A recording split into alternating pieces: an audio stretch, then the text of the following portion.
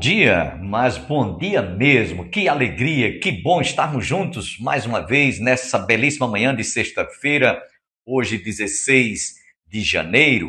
Você que está conosco, continue com seu coração aberto e receptivo, porque dentro de instantes estaremos trazendo mais uma reflexão da palavra de Deus para a nossa edificação.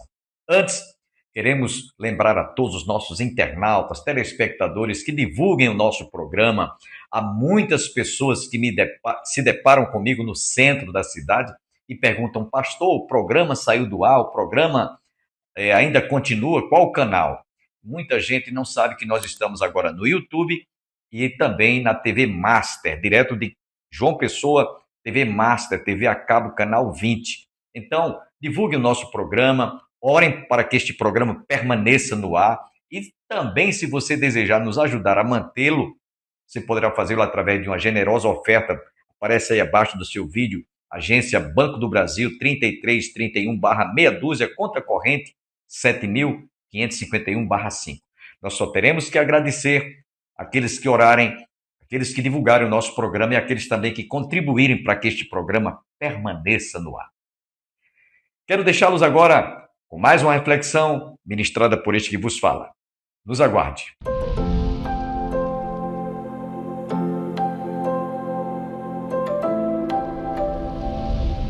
E o papel do Espírito Santo, pastor? Está nesse capítulo 3, versos 9 e 10. Todo aquele que é nascido de Deus não vive na prática de pecado, pois o que permanece nele é a divina semente.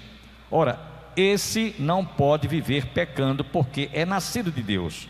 E o verso 10: nisto são manifestos os filhos de Deus e os filhos do diabo.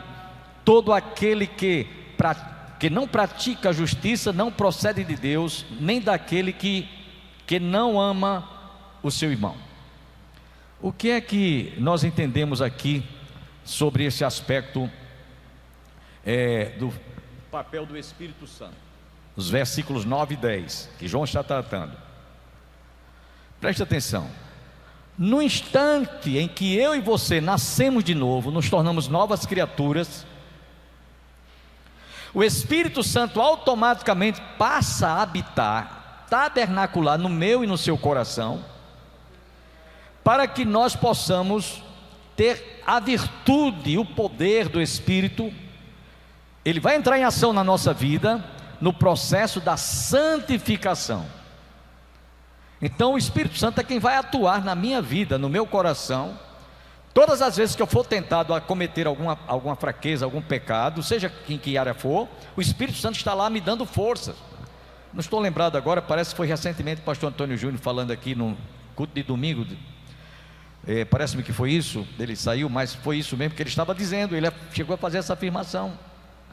O Espírito Santo, você está sendo tentado a faltar com a verdade, a trair, a enganar, seja lá o que for, mas o Espírito está no nosso coração e diz: epa, você não pode e nem deve fazer isso. É a voz do Espírito Santo trabalhando em minha consciência. Eu já disse aqui para vocês algumas vezes que mesmo que eu queira faltar com a verdade, seja para quem quer que seja que for, para minha esposa, para um filho, para o pai, seja quem for, eu encontro resistência. Não sei vocês, mas eu encontro resistência. Por quê? O Espírito Santo está no meu coração, me dando esse lembrete: olha, você não pode faltar com a verdade, você está mentindo, isso é pecado. O ímpio não tem isso, ele não tem a ação do Espírito Santo, porque ele não nasceu de novo ainda, não se tornou uma nova criatura. Então, no instante que nós nascemos de novo, o Espírito Santo passa a habitar em nossos corações, e ele entra em ação no processo da santificação. Lembre-se que a salvação é um ato, porém a santificação é um processo. Está claro? Bom, então vamos lá. Aí você vai entender agora o diálogo que Nicodemos teve com Jesus. Está lá no Evangelho de João, capítulo 3, verso de 1 a 9. Jesus falou para Nicodemos o que? Necessário vos é nascer de novo. A compreensão de Nicodemos foi: como pode acontecer isso? Eu vou voltar para o ventre da minha mãe, eu já sou um homem velho, já barbado, vou voltar para o ventre da minha mãe? Jesus disse: não. O que nasce da carne é da carne, o que nasce do Espírito é Espírito. O vento sopra onde quer, ouve a sua voz, não sabe de onde vem nem para onde vai. Assim é todo aquele que é nascido do Espírito. Preste atenção, isso aqui é importante, irmãos. Estamos citando isso aqui porque isso vai derramar luz na minha mente e no seu coração quanto ao novo nascimento. Preste atenção, que é muito importante. O papel do Espírito Santo entra em ação no ato da nossa conversão. O Espírito Santo passa a habitar em nossos corações para que nós nos santifiquemos. E somente os que são nascidos de novo através da semente da palavra.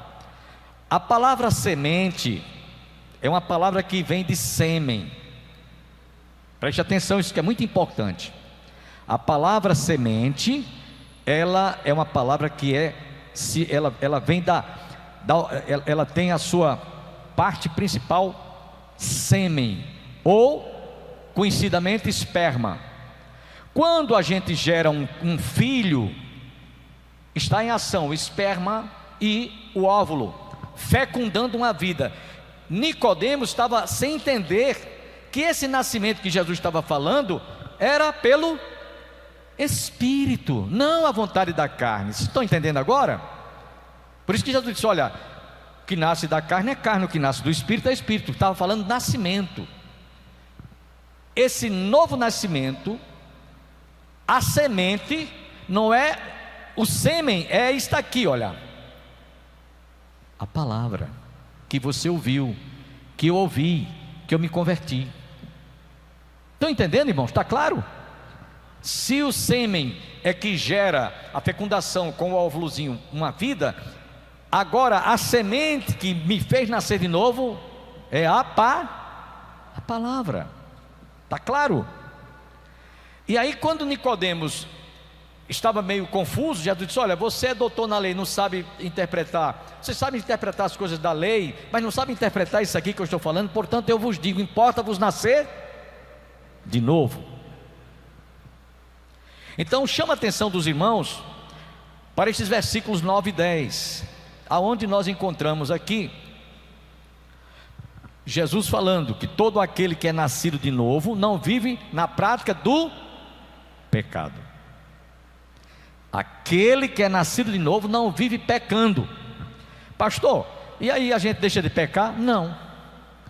O pecado que Deus sente que o homem faça contra ele é não ter o sentimento de que é um pecador perdido e que precisa de constituir Jesus como seu único e todo suficiente Salvador. Então o pecado é a resistência que o homem faz contra Deus, rebelião, rebeldia. Agora, preste atenção, esse é o pecado que enquanto o homem viver e até morrer sem confessar Jesus como seu único e todo suficiente Salvador, ele está na condição de filho do diabo, porque ele é o diabo que vive pecando desde o princípio. Está entendendo aqui? O ímpio, o homem descrente, o homem que não tem um temor a Deus, o homem que não recebeu ainda a semente, o sêmen da palavra, ele é considerado pela palavra filho do diabo. Não sou eu que estou dizendo, é a própria palavra. Versos 9 e 10 que eu li para vocês: todo aquele que é nascido de Deus não vive na prática do pecado, pois o que permanece nele é a divina semente, semente da palavra que gerou vida, que deu vida. Ora, esse não pode viver pecando, porque é nascido de Deus. Essa expressão que eu estou lendo para vocês aqui, não vive pecando, o verbo está conjugado no gerúndio. Gramaticalmente falando, é uma ação contínua. O ímpio vive pecando, peca de manhã, de tarde, de noite, peca de todo o tempo. Enquanto ele existir, entra dia, sai, termina o dia, entra a semana, termina a semana, entra mês, termina mês, começa ano, termina ano. É a condição dele como pecador que resiste a receber a semente, o sêmen da palavra. Então ele continua, ele vai morrer assim, pecando. E aí, pastor, o crente peca ainda? Peca. Nós ainda pecamos. João nos diz: se nós dissermos que não temos pecado, somos o quê? Somos o quê, irmãos? Mentirosos, não praticamos a verdade e a palavra de Deus não está em nós. Agora, há uma diferença: o crente ainda peca, mas o pecado na vida do cristão é uma anomalia, é um corpo estranho no nosso corpo, como um espinho que você perfurou no seu pé e ele está inflamado, é um corpo estranho, está lhe incomodando. Então o cristão nascido de novo não tem prazer em pecar, ele ojeriza o pecado. Ele se sente mal quando sente que pecou, que fez alguma coisa contra a palavra de Deus e contra o Espírito Santo. O ímpio não tem esse sentimento. O ímpio não tem esse sentimento. O servo de Deus tem. É por isso que o servo de Deus, quando comete alguma falha ou infração ou pecado, ele se arrepende, ele fica contrito com Deus. Então todo aquele que é nascido de novo não vive na prática do pecado, pois o que permanece nele é a divina semente.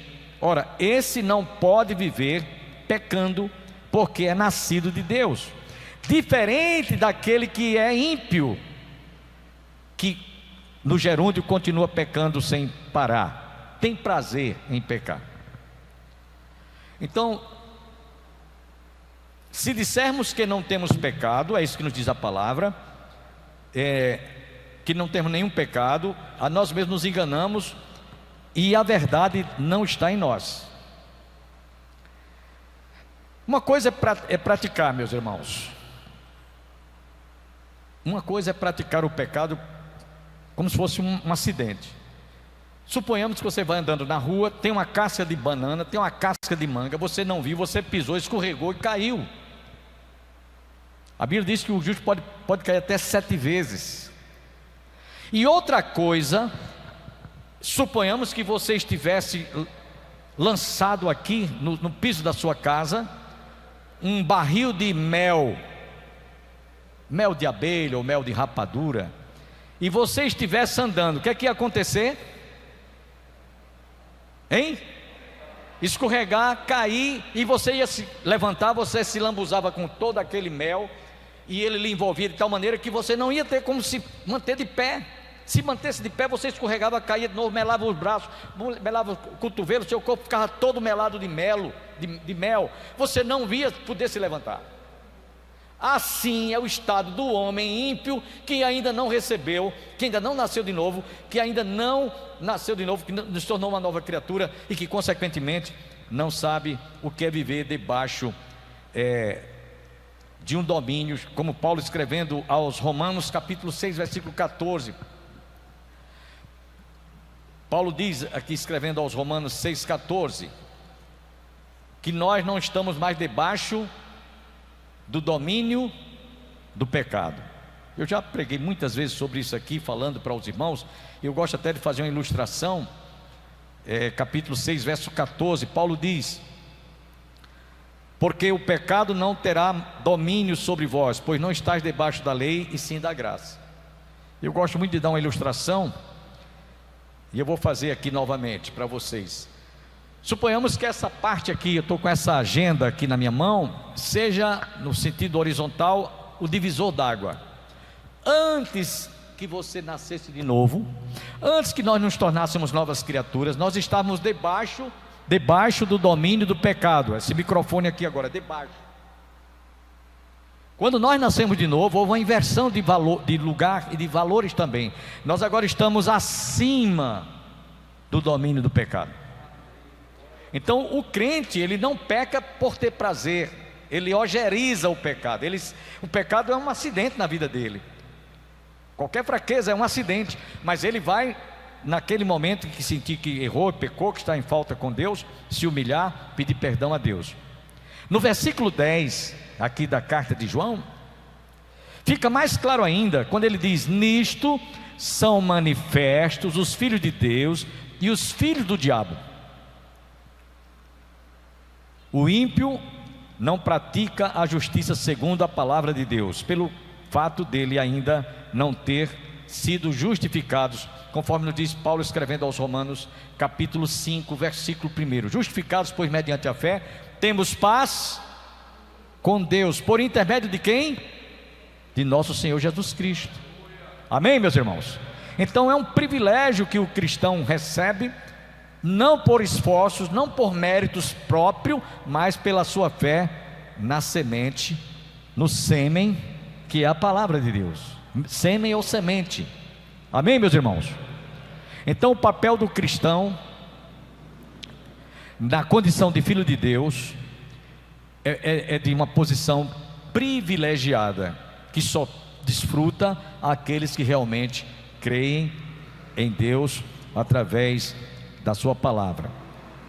O papel do crente, veja bem, a gente viu o papel do Pai, o papel do Filho, o papel do Espírito Santo, e agora qual o papel do cristão? E aí vamos agora chegar à parte principal. Um estudo desse aqui, irmãos, um estudo desse aqui não é apenas para você tomar conhecimento, é para você saber o que você pode e deve fazer, ou o que você não pode e não deve fazer. A condição do cristão que realmente nasceu de novo, é uma nova criatura, ele é filho de Deus, se torna filho de Deus, se torna filho por adoção, se torna também filho da luz, não das trevas. Então o papel do crente está no capítulo 3, versículos 6, 7, 9 e 10, desse texto que eu li para vocês. Após o cristão haver nascido de novo, o Espírito Santo leva-o a desfrutar do fruto do Espírito, e não mais o fruto da carne. Antes, de acordo com Gálatas, capítulo 5, versos 16 a 25, você tinha os frutos da carne, que você anteriormente você vivia, e eu também praticávamos, estávamos presos e algemados, fruto da carne. Mas quando nós nascemos de novo, passamos agora a produzir o fruto do Espírito. Então vamos ler versículos, Gálatas capítulo 5, verso 16 em diante. Por isso digo, vivam pelo Espírito, e de modo nenhum satisfarão os desejos da carne. Verso 17: pois a carne deseja o que é contra o Espírito o que é contra a carne. Verso 18, o que é que diz aí? Todavia, se vocês são conduzidos ou guiados pelo Espírito Santo, não estão debaixo da lei. Verso 19: porque as obras da carne são manifestas, as quais são prostituição, impureza e lascívia. Amém. Pode continuar, irmão. Idolatria, feitiçaria, inimizades, porfias, regulações, iras, pelejas, dissensões e heresias, invejas, homicídios, bebedices, glutonarias, coisas semelhantes a estas, acerca das quais vos declaro, como já antes disse, que os que cometem tais coisas não herdarão o reino de Deus. Bom, isso aqui, essa relação que Paulo descreve aí, escrevendo aos Gálatas, era o meu estado antes de conhecer, antes de conhecer a palavra, antes de nascer de novo, antes de me tornar nova criatura. Era só os frutos da carne que eu praticava, que eu produzia. Porém, quando nós passamos a receber, desfrutarmos desta vida nova, então passamos agora a receber o fruto do Espírito. Vamos ler aí qual é o fruto do Espírito? Gálatas capítulo 5, vamos ver agora os frutos do Espírito. Vamos ler aqui, coloca aqui. Entretanto, o fruto do Espírito é amor, alegria, paz, paciência, amabilidade, bondade, fidelidade, mansidão e domínio próprio. Contra estas coisas não há lei. Então veja a diferença antes e o depois. Antes de você nascer de novo, antes de você se tornar uma nova criatura, você só produzia frutos da carne, por isso que você era considerado filho do diabo. Mas agora, depois que nós nos convertemos, depois que nascemos de novo, depois que nos tornamos nova criatura, produzimos agora pelo Espírito, depois que nascemos de novo, o fruto do Espírito. Agora eu quero pedir a você que faça uma avaliação. Eu quero que você faça um julgamento na sua própria consciência. Desses frutos da carne que vocês viram aí, passou aqui, projetou aqui, você que está em casa também, desses frutos da carne, e comparando com o fruto do Espírito, qual deles você está produzindo. Se você está produzindo só o fruto da carne, você está numa situação muito precária, muito difícil diante de Deus, perdido mesmo. Mas se você nasce de novo, se torna pela semente, o sêmen da palavra, uma nova criatura, você agora vai produzir os frutos do Espírito. Meus irmãos, é isso que Paulo está tratando, é isso que João quis mostrar, como nós estamos aqui desdobrando. A esperança e a certeza daqueles que são nascidos de novo é de um dia sermos semelhantes a Ele. Então, procure, busque os frutos do Espírito. Todo aquele que tem essa certeza, diz Paulo escrevendo, diz João escrevendo capítulo 3, versículo 3, e todo aquele que nele tem esta esperança, purifica-se a si mesmo, assim como ele é santo ou puro. Todos aqueles que têm essa certeza, se purifica e se santifica a si mesmo, como ele é puro. Quem está esperando Jesus voltar? Levante a sua mão. Amém, glória a Deus. Então, meus irmãos, a cada dia vamos nos santificar mais e mais. Vamos permitir que o Espírito Santo ele possa trabalhar nesse processo da santificação na minha vida e na sua vida. Quando o cristão comete alguma infração ou pecado, repito, é um acidente, é uma anomalia. Ele não se sente bem. O ímpio não, ele não está nem aí. Então João trata desse assunto sobre o pecado como sendo uma anarquia, transgressão da lei de Deus, o qual ele cumpriu em nosso lugar. Por isso não estamos mais debaixo da lei, e sim da graça. Rejeitar a Cristo é um pecado de maldição sobre o indivíduo que o rejeita, pois Jesus veio exatamente para destruir as obras do diabo. Ele ainda faz um diagnóstico entre aquele que permanece nele, não vive pecando, diferente daqueles que vivem pecando, não pode permanecer nele, porque ele está na condição de um pecador que não reconheceu o perdão e o amor de Deus. E aí João diz aqui: eles nem no viu e nem o conhece. Nós, porém, conhecemos e sabemos que Jesus realmente deu a sua vida para que nós pudéssemos obter o perdão e a salvação. Por último, meus irmãos, nós vamos aqui fazer algumas considerações.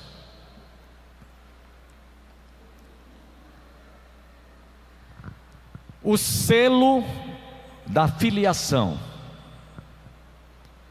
aconteceu porque Deus providenciou os meios, a condição. O Pai, o Filho, o Espírito Santo fizeram todo esse processo. Por exemplo, através do estudo de hoje, aprendemos a distinguir a diferença quanto ao comportamento diagnosticado pela palavra em relação aos filhos de Deus comparados com os filhos do diabo. A diferença destaca-se pelos opostos. Vamos ver aqui. Primeiro, os filhos de Deus estão na luz, enquanto que os filhos do diabo estão nas trevas. A diferença é essa. Os filhos de Deus aceitaram o amor de Deus através do seu Filho Jesus Cristo. Os filhos das trevas rejeitaram, por isso que estão em trevas. Por isso que estão em trevas. Os filhos de Deus têm esperança e almejam um dia ser semelhantes a quem? A Cristo. Enquanto aqueles que vivem pecando e vivem no pecado não têm essa esperança. É por isso que o ímpio, quando sente que a morte está chegando, está se aproximando, se desespera. se desespera, fica descabelado. O ímpio tem esse comportamento. Eu já presenciei isso que eu estou dizendo, que estou afirmando aqui, em algumas cerimônias fúnebres.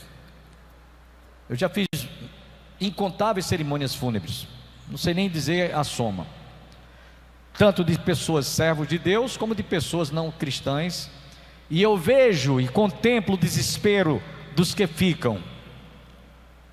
Às vezes, a gente está numa cerimônia fúnebre de um servo, de uma família, de um servo de Deus, você sai de lá confortado, sai do ambiente debaixo de um consolo, de um conforto muito grande.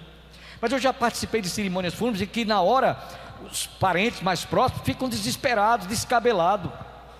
Eu já vi gente chegar na hora que estava colocando o seu ente querido na cova, se eu vou também, eu quero ir também. Fulano, não deixa a gente não, eu vou também. Desespero. Desespero. O servo de Deus, ele tem o conforto até na hora da morte. Os familiares, os seus entes queridos. Amém, irmãos? Então, os filhos de Deus aceitam o seu amor, os ímpios rejeitam. Os filhos de Deus têm esperança de quando partirem serem semelhantes a Cristo. Outra coisa, há uma diferença entre os que foram livres da escravidão do pecado e aqueles que ainda continuam sendo escravos do pecado. Como já citei Romanos 6,14, porque o pecado não terá mais domínio sobre vós.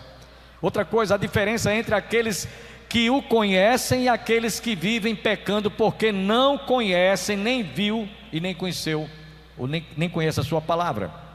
Outra coisa, a diferença entre os que foram justificados, conforme Romanos 5,1, entre aqueles que rejeitaram-no e estão condenados. João nos diz isso. A luz veio ao mundo, mas os homens amaram mais as trevas do que a luz, porque as suas obras eram más. E a condenação é esta, que ele veio para salvar todo aquele que nele crê, será salvo, porém quem não crê, já está condenado. A sentença é essa, não tem meio termos. Se as pessoas conhecessem essa palavra, não estariam fazendo o que muitos fazem, indulgências, mandando rezar em sufrágio da alma, do 7º dia, missa de 7º dia, de 30º dia, de ano, de aniversário. Isso invalida, isso invalidaria o sacrifício de Jesus. Aqueles que têm, ou que pensam assim. Os que foram justificados entre aqueles que rejeitaram-no estão condenados. Outra coisa também, a diferença, os que nasceram de novo e os que não se tornaram novas criaturas, a diferença é grande. Finalmente, irmãos, aprendemos, os filhos de Deus têm um modo de vida diferente daqueles que não conhecem a Deus. Malaquias 3,18 nos diz: então vereis a diferença entre o justo e o perverso, entre o que serve a Deus e o que não serve. E Paulo, escrevendo ainda na sua segunda carta aos Coríntios 13,8, ele diz: porque nada podemos contra a verdade, senão em favor da própria verdade. Não podemos lutar contra a verdade, mas só a favor da verdade. Amém? Eu quero agradecer a todos que estiveram conosco. Esperamos nos reencontrarmos na próxima segunda-feira, se Deus assim nos permitir. Mas antes, quero convidá-los para que neste domingo, no seu bairro, na sua cidade, talvez até na sua rua, há um templo evangélico. Vá ouvir a palavra de Deus. Jesus nos diz: quem é de Deus, escuta a palavra de Deus. E a fé vem pelo ouvir, e ouvir o evangelho. Se você reside em Campina Grande, há muitas igrejas evangélicas espalhadas em toda a cidade. Mas, se você quiser nos visitar, a Igreja Evangélica Congregacional do Calvário está situada às margens do Açude Velho, ao lado do Monumento do Centenário. Nós temos escola dominical às 9 horas, culto divino às 18 horas. Às terças-feiras nós temos culto de oração pelas famílias. Vem orar com a sua família. E às quintas-feiras nós temos estudo bíblico. Portanto, você está cordialmente convidado com a sua respectiva família. Agradecemos a todos que estiveram conosco. Estaremos juntos na próxima segunda-feira, se Deus assim nos permitir. Tenham todos um bom final de semana.